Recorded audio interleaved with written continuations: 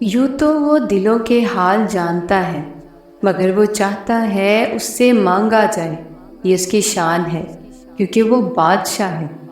اے خدا، مجھے آزاد کر میرے نفس کی بندش سے۔ اللہ تعالیٰ اکثر ٹوٹی ہوئی چیزوں کو بڑی خوبصورتی سے کسی تعمیری مقصد کے لیے استعمال کرتا ہے، جیسے کہ ٹوٹ کر بکھرے بادلوں سے بارش برساتا ہے۔ زمین جب ٹوٹ کر مٹی کے ذرات میں تبدیل ہوتی ہے تو اس میں سے گلاب اگتا ہے۔ پودوں یا فصلوں کی ٹوٹ کر گری ہوئی کلموں یا شاخوں سے نیا پودا یا نئی فصل اگتی ہے۔ اگر آپ کا دل ٹوٹ کر ٹکڑے ہو جائے تو یقین رکھیں کہ اللہ اب آپ سے کوئی بڑا کام لے گا۔ انسان پریشانیوں کی گنتی کرنے کا ماہر ہے، لیکن نعمتوں کا حساب رکھنا بھول جاتا ہے۔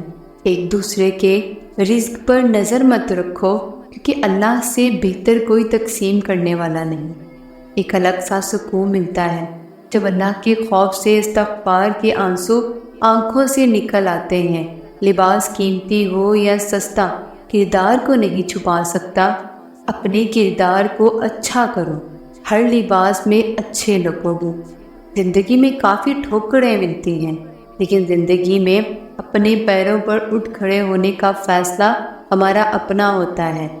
اگر تم اللہ پر بھروسہ رکھتے ہو تو اس کے انصاف پر بھی بھروسہ رکھو، کیونکہ مکافات عمل اٹل ہے۔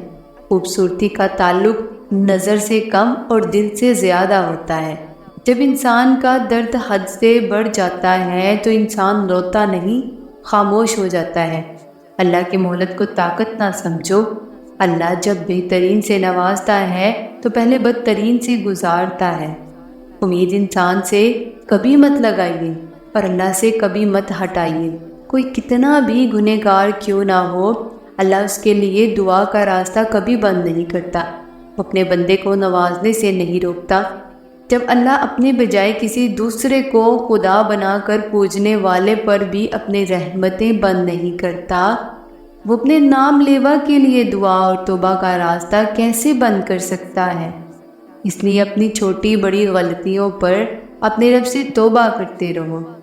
دعا کا ہاتھ نہ چھوڑو، دعا مانگنا مت بھولو۔ یاد رکھو، مسلسل اذیت اور تکلیف جیسی کوئی چیز نہیں ہوتی۔ ہر وقت بدل جاتا ہے، ہر چیز عارضی ہوتی ہے۔ کسی آزمائش اور مشکل وقت میں خود کو ہلکان نہیں کریں۔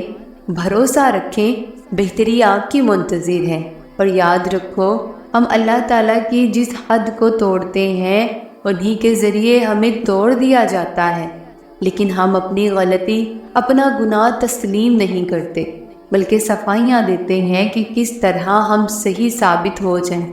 مگر سچ یہی ہے کہ جو اللہ کے حبیب صلی اللہ علیہ وآلہ وسلم نے حدود بتائی ہیں، ان کے دائرے میں رہنا ہی ہمارے ایمان اور اعمال کی سلامتی ہے۔ یہ جو دوسروں کے لیے آپ کے دل میں رحم کا پیدا ہونا ہے نا، یہ فقط اللہ کی عطا ہے، جو اگر نہ ہو جائے تو پھر آپ دشمن کو لاچار دیکھ کر دکھی ہو جاتے ہیں۔ ایک قطرہ ہی صحیح مجھے ایسی صفت دے میرے مالک، کوئی پیاسا جو دیکھوں تو دریا ہو جاؤں۔ میں اللہ کو سناتی ہوں حال دل اپنا، میں اب زمین ذاتوں پر بھروسہ نہیں کرتی۔ خوش فہمیوں کی اینک جب اترتی ہے تو ہر چیز صاف دکھائی دیتی ہے، حتیٰ کہ اپنی اوقات بھی کامیاب وہی ہے جو اس اینک کو وقت سے پہلے اتار لے۔ یا اللہ، جس سکونوں میں سکون اور اطمینان سے روح میرے جسم میں آئی تھی، اسی سکون اور اطمینان سے میرے جسم سے روح کو نکالنا۔